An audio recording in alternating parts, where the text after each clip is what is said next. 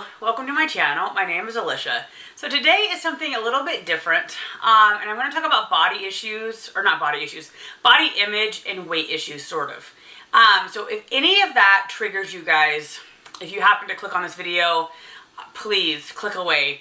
I don't want to upset anyone, and I am a person who can have that happen. I mean, it's not very often that I get triggered in that way, but certain comments can do that. So I understand how that goes.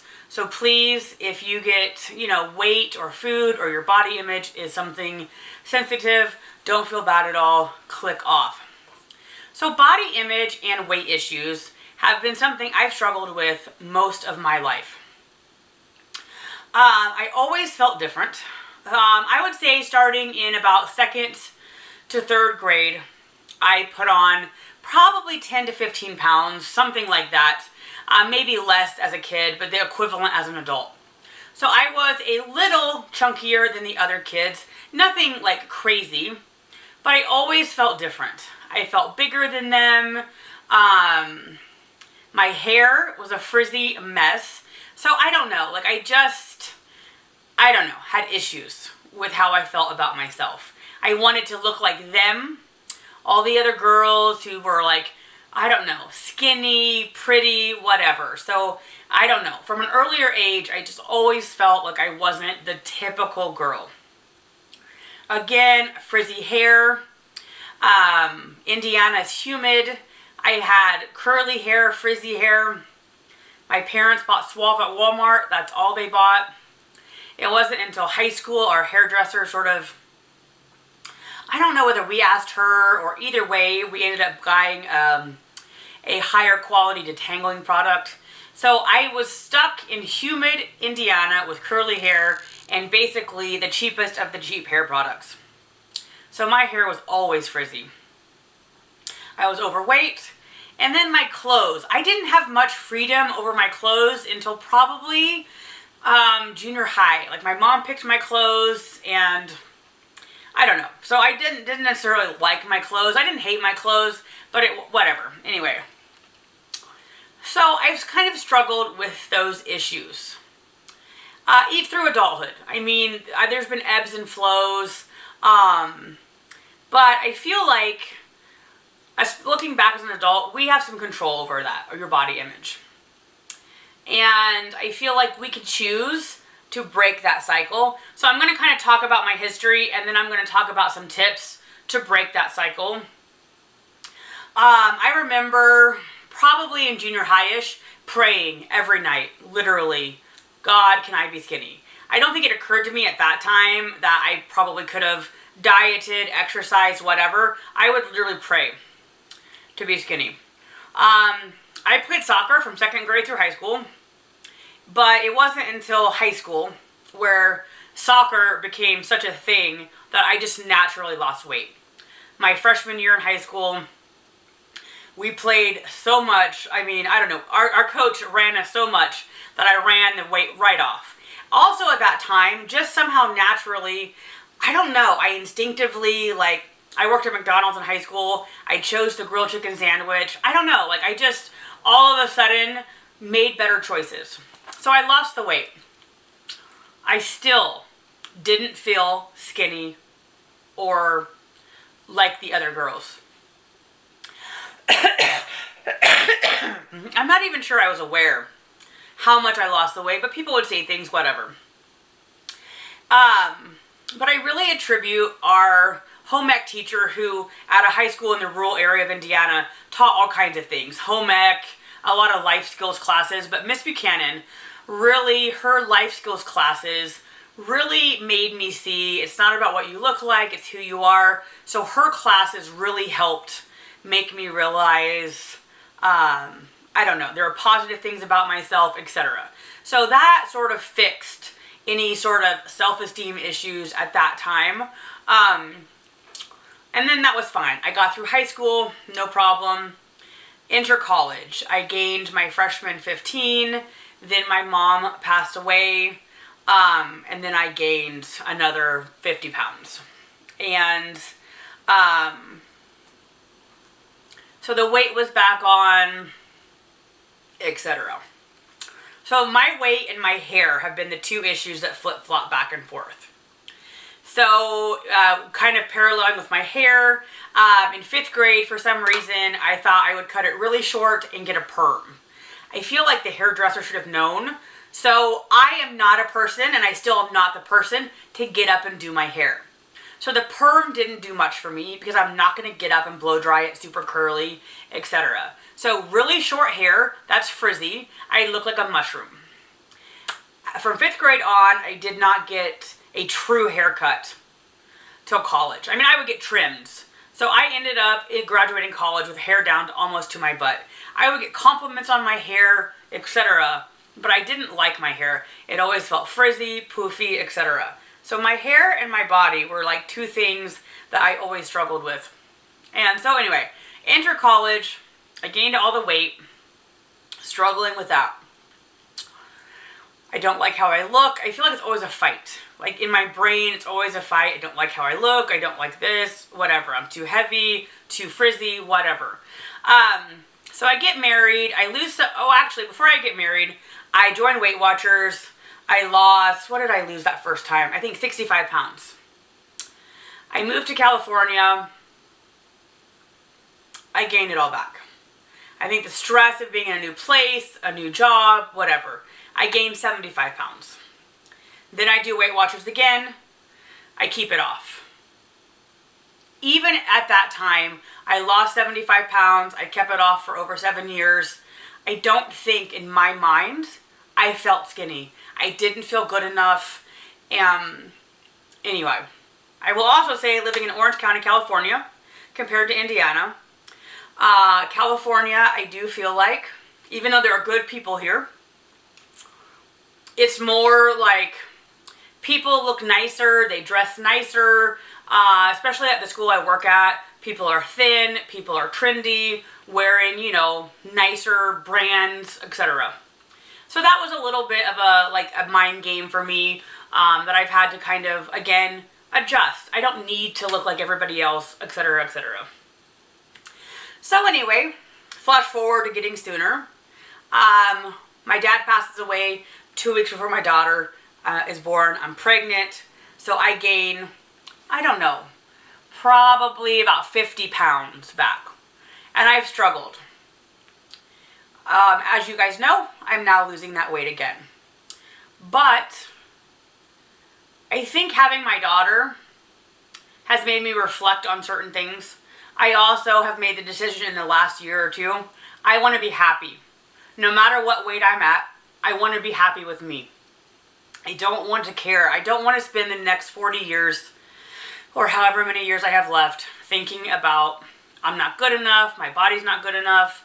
My body is good enough. It made my wonderful daughter. Like, I want to be happy with me. So I made that decision about a year ago to really try to focus on being happy. Even if today I lost no more weight, being happy with me and accepting it. The same with my hair. I've spent, and I'm sorry I flip back and forth. I spent most of my time wanting sleek, thin hair. I finally just accepted that I have thicker hair. The last year or so, I've bought better products. And I am just happier with my hair. It is what it is. It's not going to be frizz-free. And so most days at this point, I am happy with my hair. I walk out the door, no problem. I heard another YouTuber talk about dysmorphia. And I think that's normally for extreme cases. But I feel like I've had slight hair dysmorphia my whole life. And I finally, in the last year, accepted that I have thicker, fuller hair. I have lots of hair. Yes, I could blow dry it and flat iron every day, but I'm not. So I've come to accept my hair and like its volume. I made myself do that almost. And same with my weight. I've really worked in the last year to want to be happy with myself, to feel good about myself regardless.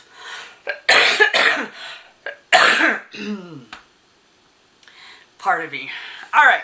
So how do we do that? How can we change your body image, or if it's your hair or whatever?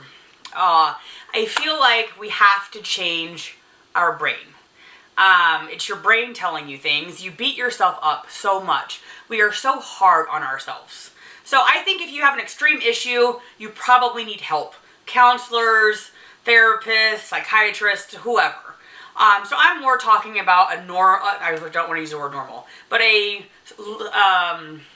less serious case. I think finding motivational books, some people can find inspiration at church, whatever. So for me, in the last few years, I've read different motivational books.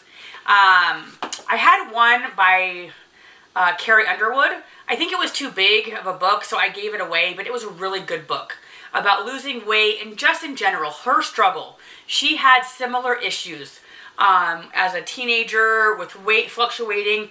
It was a very inspirational book. Now, I will say the bad part about her book was it got in the nitty-gritty of her diet and workout, which is not ever going to be mine, but it was very motivational to think of Carrie Underwood also had the same problems. So I would read these books and kind of gain nuggets.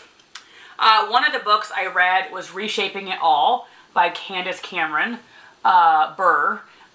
Really loved this. Very, very, very religious. So if you're not religious, this book's probably not for you.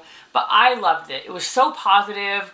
A new spin on how to love your body, food, etc. Really, really loved this book. And then last January of 2021, I got Chasing Cupcakes. I absolutely 100% recommend this. It's on Amazon by Elizabeth Benton. This has changed my life. This book could be for anybody. It doesn't have to be weight loss. I would say it's about 50% geared towards weight loss, but a lot of the examples are any goal you want to reach. And I read this probably 3 times from January through May.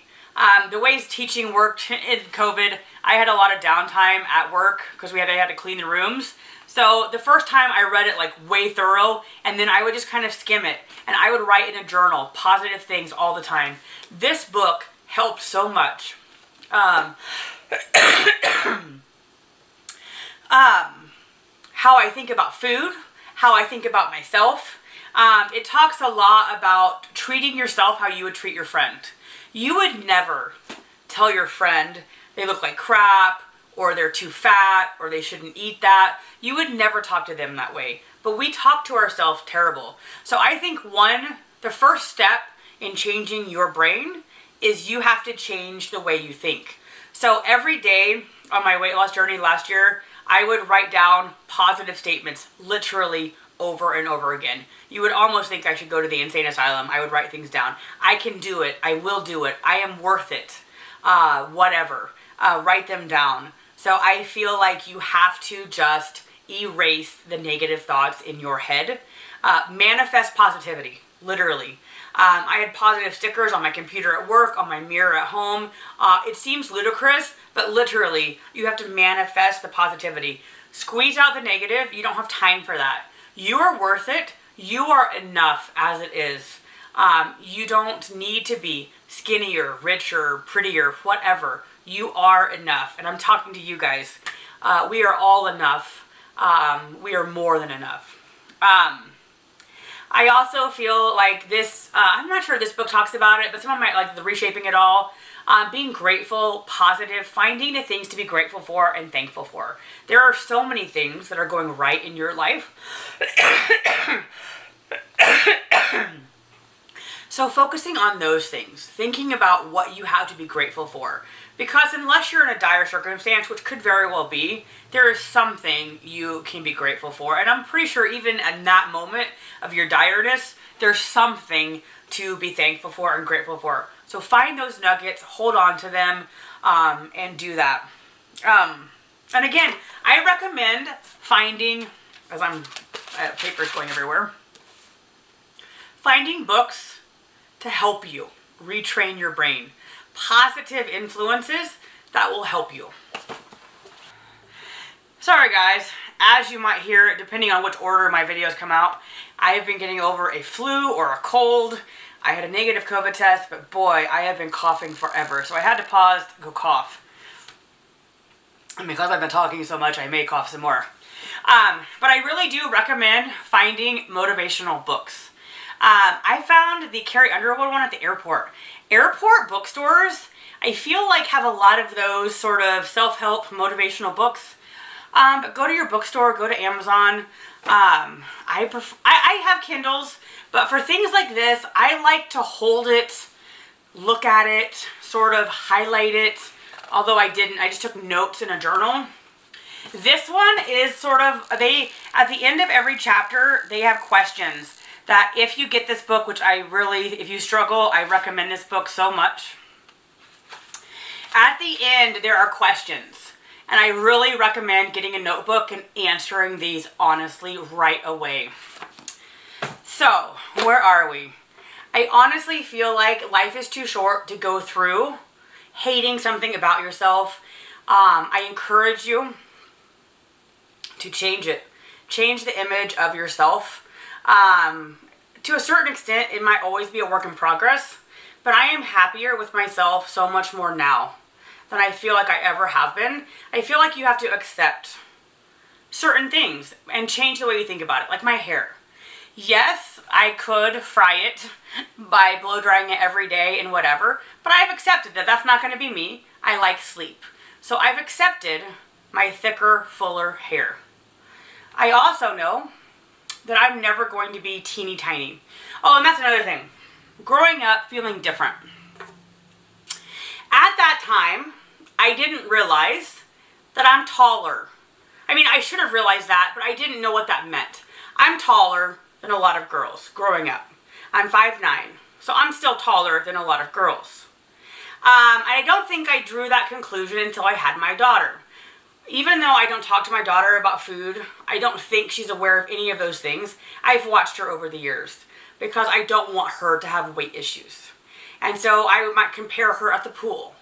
She's bigger than the other girls. And then it occurred to me, she's super tall too.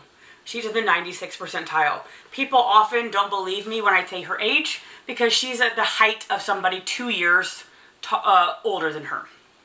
So what I've realized is taller people have bigger bone structures. Not always. I mean, of course, there's tall people with thinner bone structures, but I'm a tall person that just happens to, I think, have a more robust bone structure. So even if I lost some crazy 70 pounds, I'm still not going to be a petite, the average petite woman that you see. I'm not going to be that way. And that's okay. God made me who I am, and I'm coming to accept that. I'm tall. I like being tall. There's nothing wrong with that. So growing up, I was never going to look like those girls because I was like 3 or 4 or 5 inches taller than them. So that's not even possible. So I think we have to really work at changing the way we think and, again, manifesting your own positivity. Writing yourself notes every day. Finding people who will support you and be positive. The one thing that I can say for me is that I had the best parents. So even though I had these body image issues, I don't even think they were aware of it. They probably would have been mortified. But I had a great family network who was behind me, always giving me positive encouragement. My husband started as my best friend in high school. He's seen me at all my weights. He married me, I would say, at a high weight. So I've always been comfortable that he loves me for me. So I haven't had to worry about my weight in that regard. It's been my own personal struggle. It wasn't like my family or my husband wanted me to lose weight. So I am very thankful for that. But I do feel like life is too short. We have to change it up. Other things too to kind of help you feel better about yourself is, maybe get a new haircut. Or if you like wearing makeup and that makes you feel pretty, wear the makeup or a nice outfit. I really do feel like if you dress for success, you feel better. And that's not to say masking anything or whatever, but I know my mom always felt better going out of the house with full makeup and a nice outfit. So if that helps you feel better, then go for it. For me, makeup's never been a thing where I feel like I need to have it. But just little tricks to kind of almost like my friend at work will say, fake it till you make it. Dress better than you feel, because eventually that spark will catch on and manifest into that you do feel good. So anyway, I hope all of you out there have a great day. And I hope all of you guys can change whatever it is that's bothering you, whether it's this or something else. Just know that you're awesome and you are worth it no matter what. Anyway, thank you guys so much.